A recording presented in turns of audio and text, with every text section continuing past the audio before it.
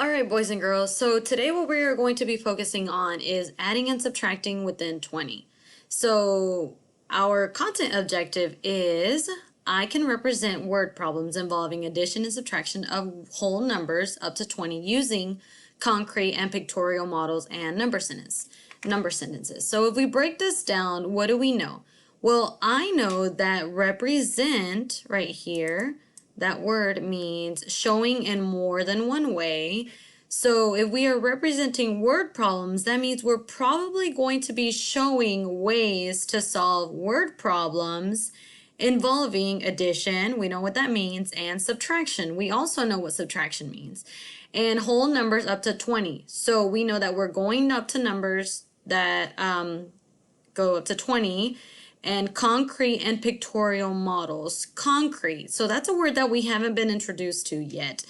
But concrete is, for example, whenever you have a whole, whenever you can feel it and touch it. So objects that you are able to feel with your hands. And pictorial models, well, if we break that down, we see that pictorial has the word pic in there, and we know that that word comes from pictures. So this word right here probably means picture models, and we know what number sentences are.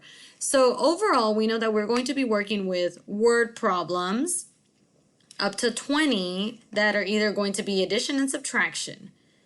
And so our word problem of the day is 9 kids were playing in the sand. 4 more kids joined them. How many kids are playing in the sand all together?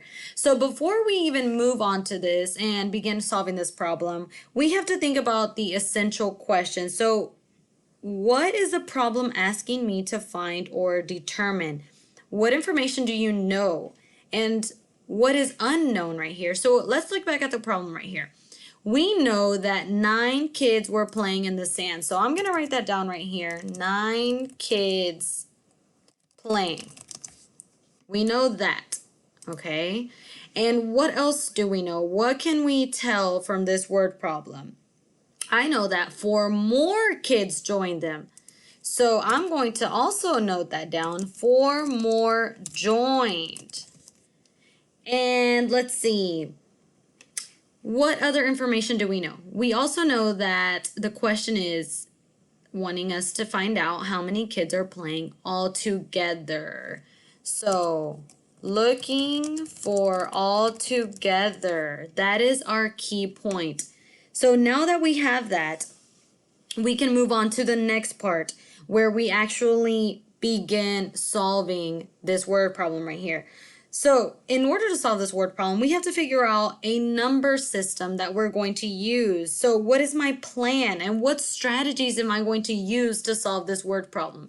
Well, let's look back at the keywords. We know that 9 kids were playing and 4 more joined. So we know what the word joined means. That means you are doing what? You are adding, right? I know that when I join something, that means I am going to add some things together. And another key word that I know that I saw in there was the word altogether. Well, I know that when I see the word altogether, that means I'm most likely going to be adding something. So I know that my sign that I'm going to use is a plus sign. So I'm going to write down the plus sign. And then I'm going to write down equals right there. Now what I have to figure out is what my number sentence would be. So let's see what we're going to start with. I know that 9 kids were playing, so I'm going to write that down first. 9, and then we said plus, and I know that 4 more kids joined them. So 9 plus 4. And of course the equal sign because we're looking for all together. So 9 plus 4 equals blank. Okay, so let's go back and see what I have done, what we have done together. We broke down the word problem, right? We took out the key words, what we knew, and jotted them down. 9 kids playing, 4 joined, and we're looking for how many altogether. I know that whenever I turned that into a number sentence, it came out to 9 plus 4 equals blank. So what is the first step for solving this problem? I know that to solve this problem, I have to take my add-ins.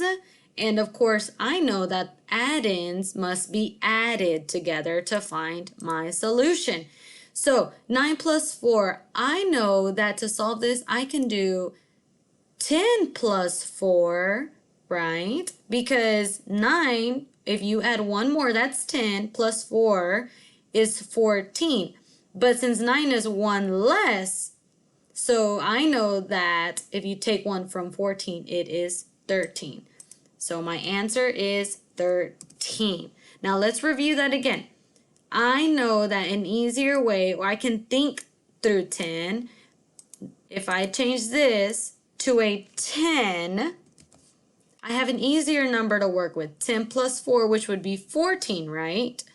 But since my real number was 9, so 14 minus 1 is 13. So overall, 9 plus 4 equals 13. Now, we're not finished just yet. I also have to justify my answer.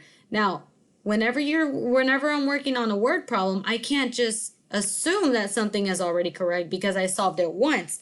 I have to check my work, and I have to prove that my solution, which was 13, matches the question.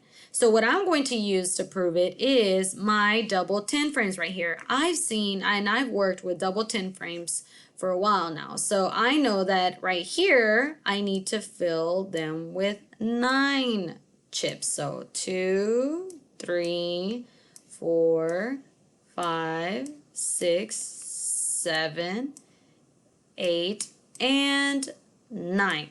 Now, what else do I need to do? Well, 9 was the first number I was working with because 9 kids were playing in the sand, but then how many more joined them? I know 4 more kids joined them. More was my key word. That means you're going to be adding some. 9 plus 4. But you see how we have this little empty square right there? Well, that means I can move this up so that it's easier to work with, and also that way I can have a full 10 frame right there. Now I know that 10 plus 3 equals 13, which means I am correct. That means this right here is correct, and that is my correct answer.